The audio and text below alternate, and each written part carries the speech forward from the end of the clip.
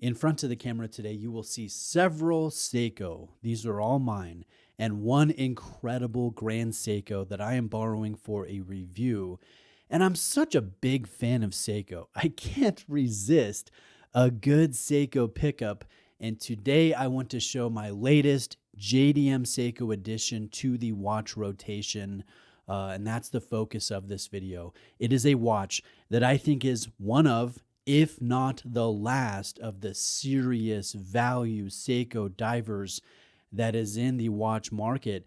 So many collectors today complain about the price hikes that have taken place over the years, how what used to be maybe 500 10 years ago now costs 1,000 or more. And I hear you, I relate to that. But this SBDY053, this costs less than 400 brand new. It is still available and it has all the goodies. I think, again, this is one of your last chances to get a value-laden, affordable, spec-packed, in-house professional diver with incredible character and in-the-metal presence. Yes, I recognize the baby tuna is not for everyone, but this really packs a pretty powerful punch. And that said, I'll talk about the good here, but I will also talk about the not so good because all watches have areas for improvement. So starting with the good, this has an ice frost texture dial. It's lighter in hue than the baby blue of my limited Sunshine Rainbow Monster. This is visually interesting, but it's not overpowering. It's not too much. And I've got to say, no brand does dials like Seiko. They can do fantastic dials at the high end, the mid-level, and the entry or the affordable segment like this baby tuna. This has old school charm of the Gen 1 Monster hands. It has the same hands, the marker shape, the indexing, just subset of these markers. And this is classic Seiko design, classic Seiko form.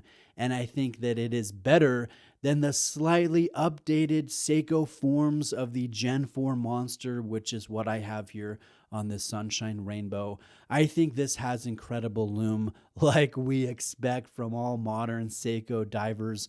Lumibrite is the best in the business. This is a heavy, overbuilt, tuna-like case. It blends the Monster dial and bezel with a tuna shroud, and that's why this is called the baby tuna, but there is nothing baby about it.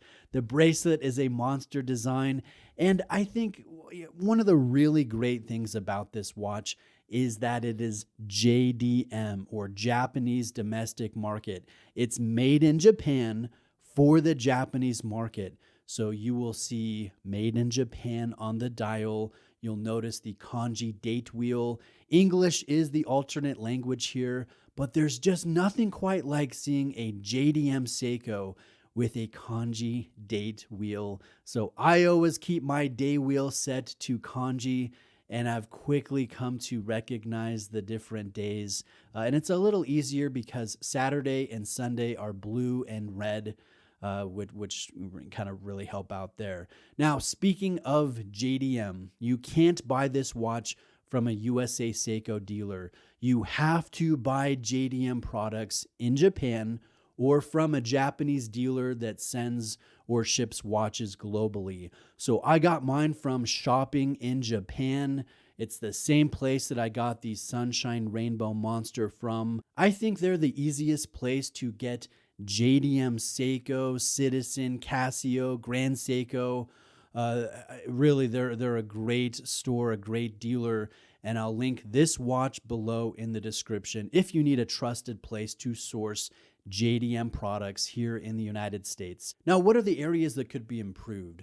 Well, here is where I think being a Seiko fan, a Seiko file, a Seiko path comes with its drawbacks or its quirks. So this watch has a hard-lex mineral crystal. So it's a hardened mineral crystal, but it's not as scratch resistant as sapphire. On the positive side, it is very clear. The clarity is fantastic on a good hard-lex mineral crystal. But yes, it is easier to scratch than sapphire. This also has a rather rattly bracelet. It has a pressed metal clasp. It has the pin and tube system connecting the links together. So this is decidedly old school Seiko.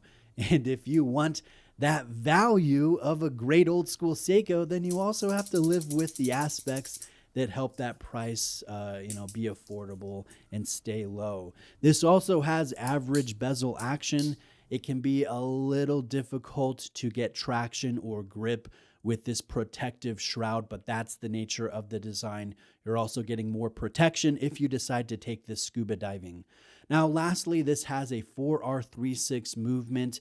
It is in-house. It's not glamorous. It does not have great specifications. It's not super accurate, but it is affordable. It is cheap to repair or to replace. So just be aware, this is a 4R36 movement. Now that brings me to my last point that I want to talk about, and that is this watch. It's right? The value of this watch, I don't think is just a totaling of the specs and then comparing that to the retail price. This watch is about Seiko magic. It's about the styling, the dial, the details, the presence, the lume, the in-house factor, the JDM factor. It is about a watch with incredible brand heritage or history and all of that for under $400. I just don't know that there is another brand out there that can offer all of that I mentioned for this price. I'm taking something like this even over a $400 priced value-packed micro that may have the specs but doesn't have this soul or identity like this Seiko does. But let me know what your thoughts are. Again, I recognize that the Ice Frost Baby Tuna won't appeal to everyone, but it does appeal to me. And I do think that this is likely the very last of that cherished value Seiko diver that we will ever see. I think moving forward, we're going to see great Seiko divers, but they're not going to be priced like this one is. So check out Shopping in Japan. I've gotten a couple watches from them recently. I bought from them in years past. So, maybe I'll ask them for a discount code to share with you in the future. I don't think a watch like this necessarily needs one, but it never hurts to ask, and I'll follow up with you on that. Again, thanks for watching today. Like this video if you got something from it, and please subscribe for more content like this. I would appreciate it.